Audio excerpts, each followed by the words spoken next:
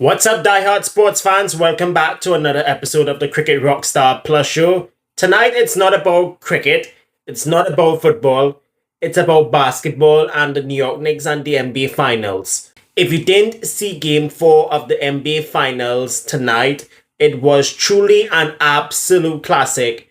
Remember the night, Wednesday, the 10th June 2026, where the New York Knicks came back from almost 30 points down after the first half to steal what I have to say here is really the greatest ever comeback in the history of all NBA Finals on the whole. To come back from 30 points down in the first half to win it 107-106 to take a 3-1 series lead. And that is not all. They are one game away from becoming NBA champions after 53 years. But let me tell you all this, ladies and gentlemen.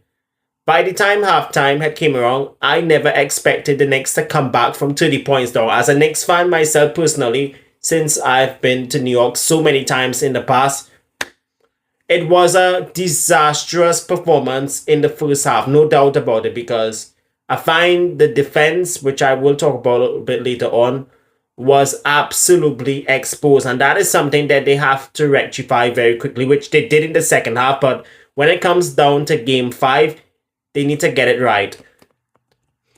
But we must stick with 73, aka 53 years ago for a second ago, because incidentally, in the year 1973, the Miami Dolphins had an undefeated NFL season where they won the Super Bowl 17-0.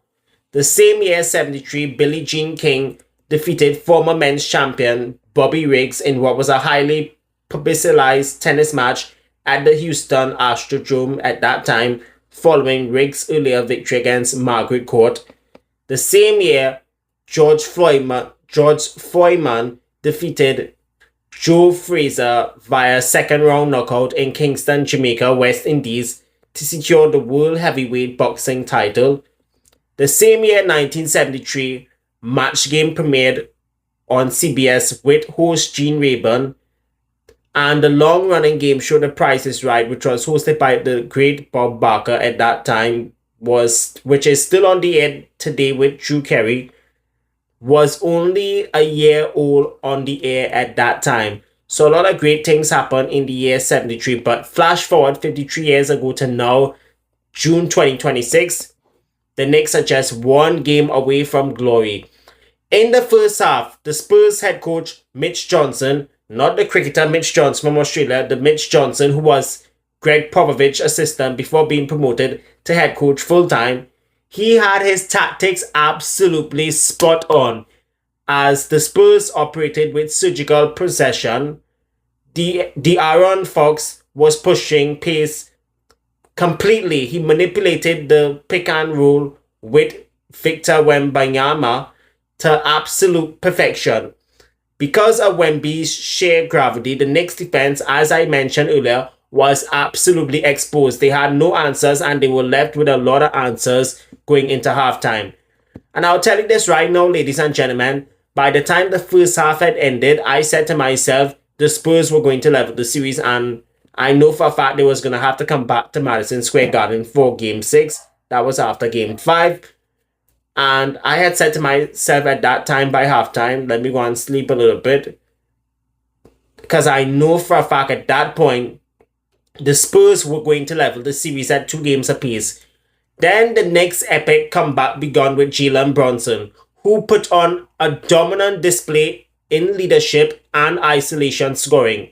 He finished the game with an astonishing 36 points, 7 rebounds, or should I say 7 assists and 5 rebounds.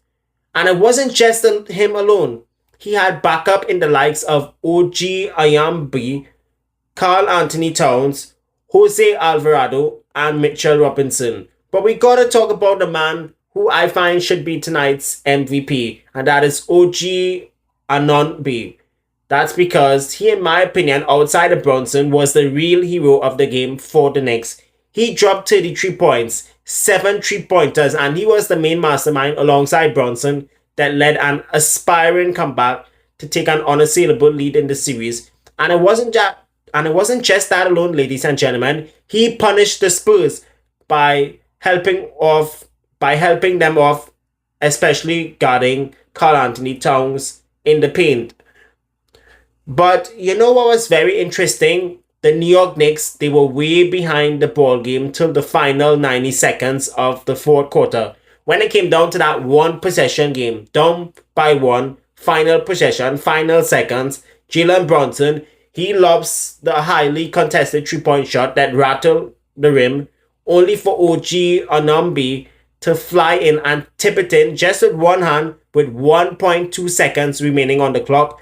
By the time the score was 107-106, the Spurs had one final desperation chance, which fell very short, and the Madison Square Garden, or should I say the whole of New York City, erupted like if the clock had struck 12 on Old Year's night to ring in the new year, or when fans go crazy over clutch shots in any sport or any format on the whole. What a remarkable, memorable night for the New York Knicks as they came back from almost 30 points down to steal Game 4 from absolutely nowhere. They are one game away from glory, and it will be forever remembered as the greatest comeback in the history of all NBA Finals. Forget about Miami Heat coming back from 3-2 down and way behind, trailing in the 2013 Finals in Game 6. Forget about 2016 NBA Finals where LeBron's Cavaliers came from 3-1 down to defeat Steph Curry and Golden State. This truly was the most astonishing comeback I've ever seen in all of the NBA Finals that I've watched. Now that is what I call late night basketball, or should I say late night NBA Finals madness. As for the San Antonio Spurs, they have themselves all to blame. You know what's also interesting? This is the second time in the series the San Antonio Spurs have made an absolute mess of it. It occurred in Game 1 at home in San Antonio, Texas, and now Game 4. To James Dolan, the owner of Madison Square Garden and the Knicks, shame on you, bastard. Shame on you for cancelling the watch party outside of Madison Square Garden. The shot from OG Anunoby will be remembered as definitely a championship winning tip. In the words of former Australian cricketer / commentator Dean Jones, never ever give up on any sport. I used it in an Aussie accent in case you all understood what I said. Never ever give up in any sport, end quote. And a friend of mine who I no longer speak with these days once said to me a few years ago, always have faith with your favorite teams. And she even said it last year when Trinbago Knight Riders won the CPL for the 5th title and they had to do it the hard way. The Knicks, on the other hand, they never stopped believing. And that's all the time I have for tonight's episode of the Cricket Rockstar Plus Show. Normally, I don't come on this late to review sports, and normally I would just talk cricket alone alongside football in between. But now that I'm talking other sports on the show, do look out for more of this as the FIFA Men's World Cup kicks off in more than 14 hours from now. So until we meet again tomorrow night as we review the opening game of the FIFA Men's World Cup with Mexico and South Africa, do take care, my dear friends. And until we meet again, be good, be cool, stay frosty, and always have faith. And I also want to add, the only thing more powerful than hate is love, because we are missing the love all over the world. Goodbye for now.